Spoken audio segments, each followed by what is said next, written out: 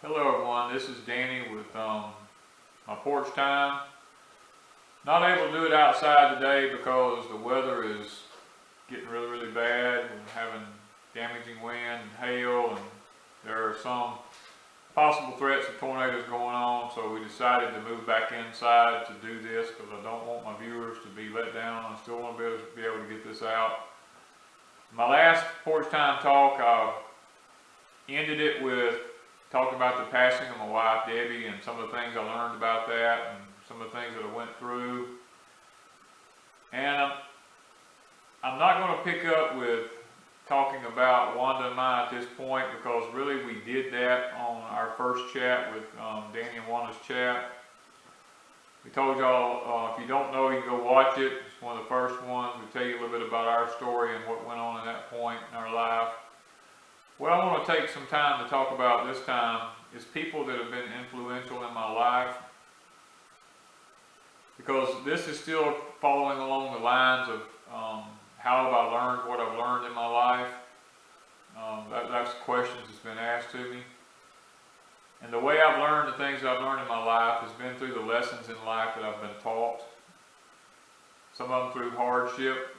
There were some people in my life that would mold and make me into who I am today. My father being the first one, as I mentioned earlier in the chat about some of the things he did with me. He took me hunting, he took me fishing,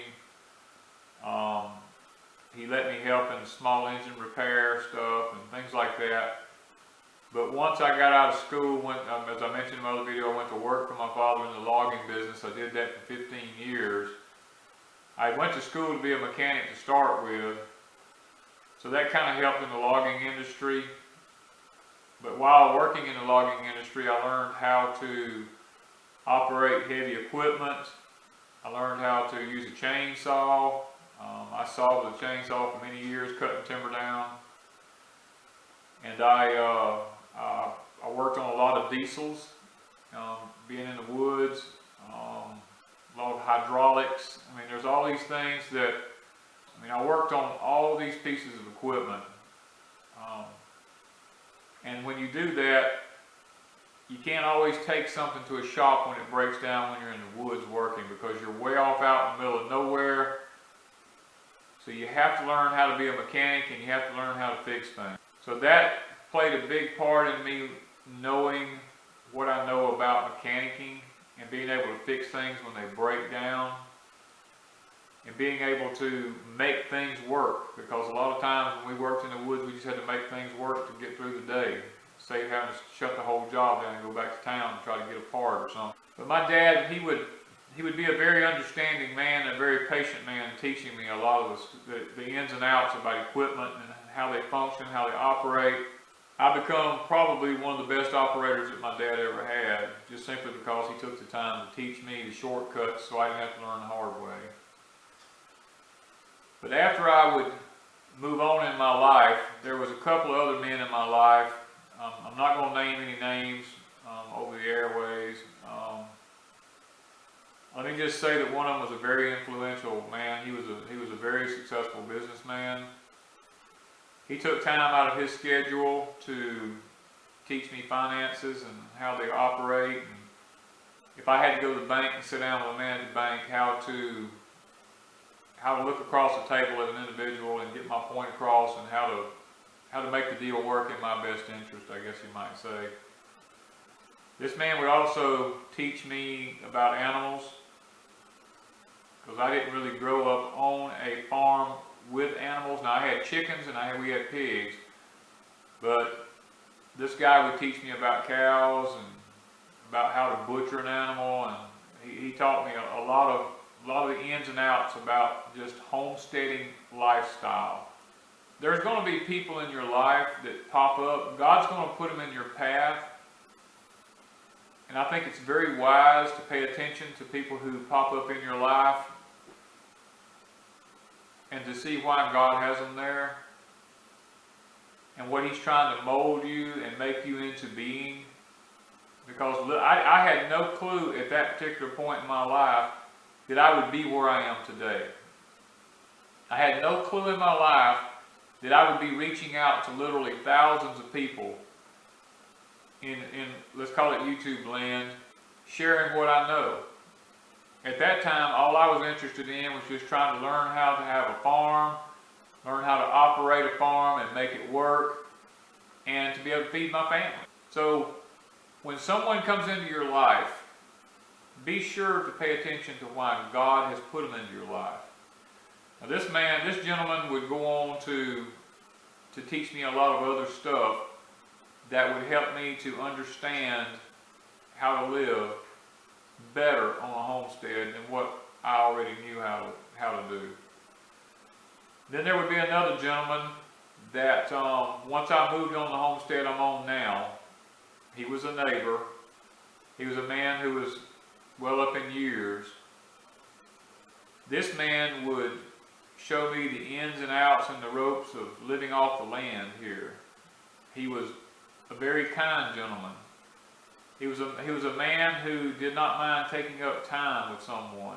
He was probably, I guess you might say, the greatest neighbor that a person could ever have.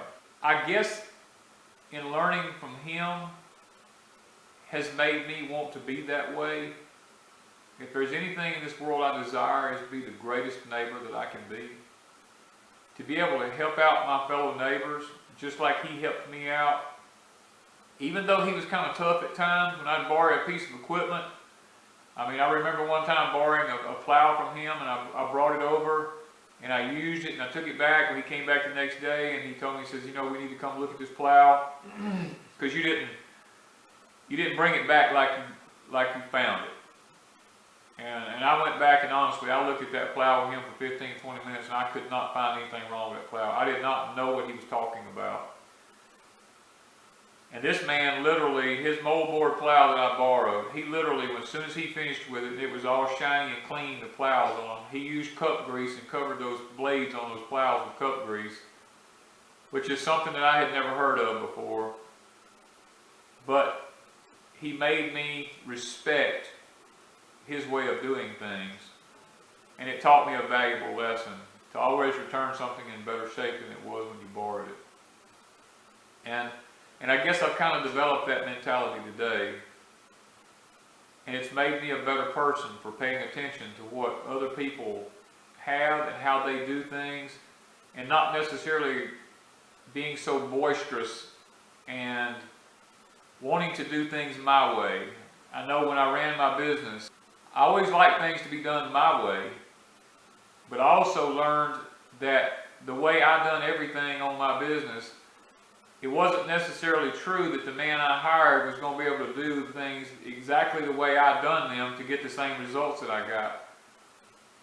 I had to learn that sometimes people have to do things their way in order to accomplish the same goal. They can do it faster because that's the way they operate.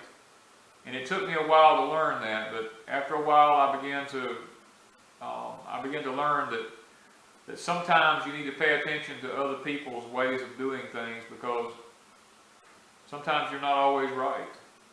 And just because you're a boss doesn't necessarily mean that you're always right. Sometimes other people have ways of doing things that can benefit you, and God puts them in your life to steer you in a better direction. Those would be a few of the things that I would learn along the way about how I learned to do things. Now, as far as construction was concerned, I am a self-taught person in the field of construction. I bought books, I studied books, I studied everything I could get my hands on with electricity, plumbing, air conditioning, building cabinets, framing houses, whatever. I just indulged in it for several years and